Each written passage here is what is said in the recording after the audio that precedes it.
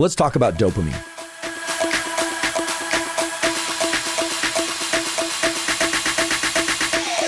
Dopamine is often called the pleasure hormone, but it's actually so much more than that. It's the driving force behind our motivation. This is the key to achieving any goal in life. One of the most necessary things you need to learn about yourself. Why are we hooked on our phones? And how can we get our motivation back? Take food, for example. When you're hungry, dopamine gives you a small boost, sparking the desire to search for food. But soon after that, it drops even lower. This creates a desire to relieve the pain of not having food. So now you have the desire to have food and the desire to relieve the pain of not having food. Then you look for the cues in the environment to guide you. If you're walking down the street and see a deli sign, that's the cue that the drop in dopamine could be soon relieved. If the sandwich is good, then your dopamine levels get a tiny peak. If the sandwich is even better, dopamine rises higher. If the place is closed or the experience is bad, dopamine drops lower. So how much dopamine you release at the moment is tied to your expectations versus your experience. However, even if it was amazing, dopamine levels don't stay that elevated. They drop back down. Think of our ancestors. If dopamine stayed high, they wouldn't keep foraging. After each peak, dopamine not only returns to the baseline, but actually dips below it, making you ready to seek again. Dopamine isn't just released when we reach a reward. It is also released in the anticipation of something that we want. This creates a cycle of desire and pursuit. Dopamine is also tied to our desire to move, because we need to move to pursue and reach a goal. In diseases like Parkinson's, there's a depletion or loss of dopamine neurons in specific areas of the brain. This leads to shaky movements, speech difficulties, and problems initiating movement. A tragic event happened in the early 1980s. A group of young people, mostly heroin users, showed symptoms of advanced Parkinson's disease. Suddenly, they couldn't move, they couldn't speak, they couldn't even blink. They were locked inside their own bodies, fully aware but unable to control any movement. Doctors were shocked, as most of these people were in their 20s or 30s, far too young for Parkinson's. It turned out some street labs created a drug that was similar to heroin but killed the dopamine-producing neurons in the brain. Unfortunately for these young people, this damage was permanent. This tragic incident showed how important dopamine is for our movement. When we are pursuing something, we are always looking for the cues in the environment to see if we are on the right path to reach our goal or not. Our brain also sets a mental context which influences whether we feel confident or not. This is often what we mean when we are saying we are motivated or not motivated. There's a gap between seeing a deli sign and actually getting a sandwich. Sometimes this gap is long, like studying for a few years to earn a diploma. Along the way, there are many small cues that reinforce the belief that the reward will eventually come. Motivation in this sense is this steady release of dopamine pushing us forward the entire time. A kind reminder here, please subscribe. For us to understand why do we get addicted to our phones and why some people do dopamine detoxing, this analogy is very helpful. Think of dopamine like a pool of water. The size of the pool and the amount of water in it can be partly due to genetics. This is your baseline dopamine level. Some people have naturally higher dopamine baseline and are highly motivated. If in this pool there are waves that are big and frequent, then some of the water will pour out of the pool. Big waves crash and splash the water out of the pool. But if the waves are small and less frequent, then the baseline or water level in the pool stays constant. And here it gets interesting. We have a readily releasable pool of dopamine. Only the dopamine that's been synthesized and stored in the pool can be released.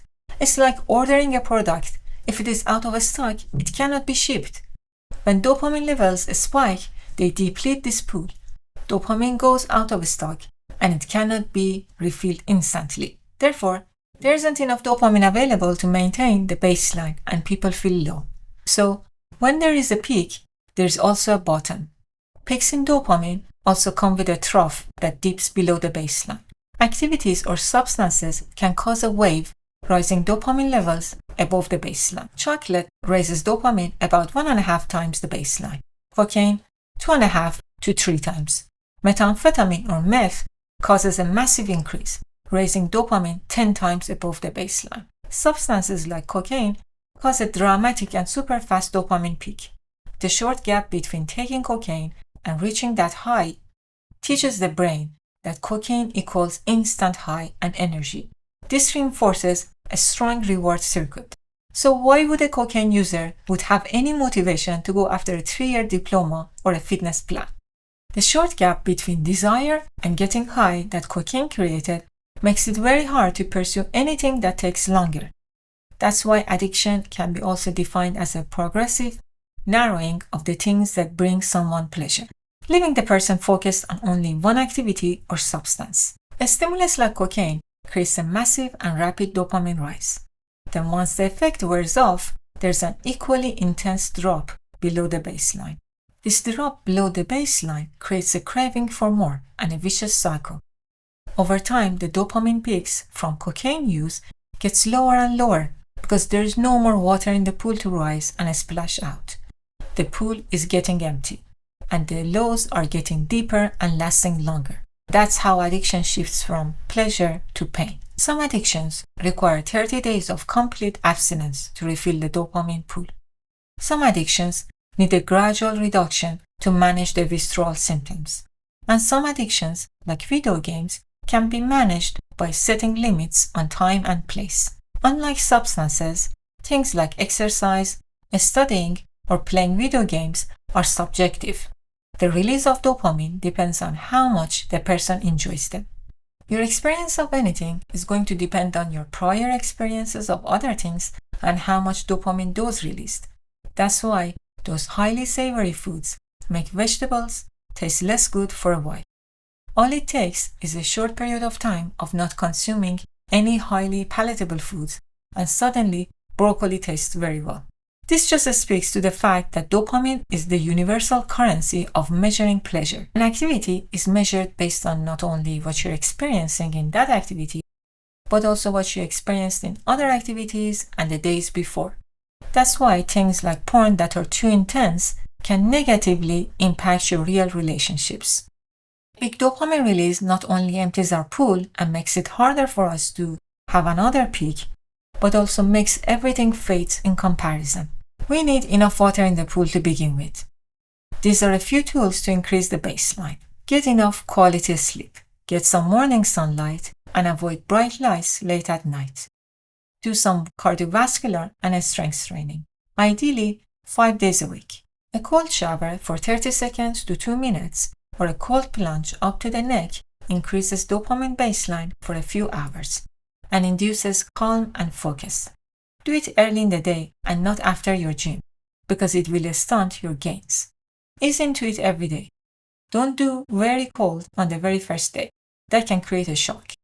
The rise in dopamine from a cold shower can be similar to cocaine, but it lasts way longer and it doesn't crash suddenly. Tyrosine is the amino acid that the body needs to synthesize dopamine, so the lack of it can be a limiting factor. It's found in many foods. Taking L-tyrosine supplements or energy drinks and pre-workouts can give you a crash afterwards and over time can deplete your dopamine levels. Lastly, protect your dopamine levels. Be aware that quick, massive rises in the dopamine can deplete the pool. Big events like the birth of a child, a vacation, a great party, all can lead to a deep low. If you feel unmotivated today, have a look at the landscape of the last few days. The things that created a massive peak, that depleted the pool. And also ask yourself, did you do the things that keeps and maintains the baseline? So make sure to do them. If you find yourself in a deep low, remember that waiting will allow your dopamine levels to return to the baseline. Don't try to recreate the peak. Avoid stacking and layering.